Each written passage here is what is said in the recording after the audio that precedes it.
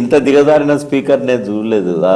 ఆ స్పీకర్ రాజ్యాంగ పోస్ట్లో ఉండి బీఫామ్, కాంగ్రెస్ బీఫామ్ తీసుకొని ఆ బీఫామ్ మీద ఆయన్నే ఎంపీగా పోటీ చేసి ఎవరిని మభ్య పెడుతున్నాడు. ఈయన నిలబడుతుందా స్పీకర్ ఇచ్చిన తీర్పు?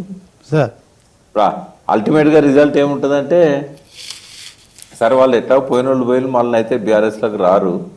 కానీ ఇక్కడ పల్చన అయింది స్పీకర్ యొక్క స్థానము, స్పీకర్ యొక్క గౌరవ మర్యాదలు. ఇప్పుడు మనం బాధపడాల్సింది, విచారించాల్సింది, ఒక మంచి పేరున్న, జీవితం అంతా మంచి పేరు కోసం తపన పడ్డ ప్రసాద్ గారు ఇలా రేవంత్ రెడ్డి పుణ్యమా అని దిగజారాల్సిన పరిస్థితికి వచ్చింది.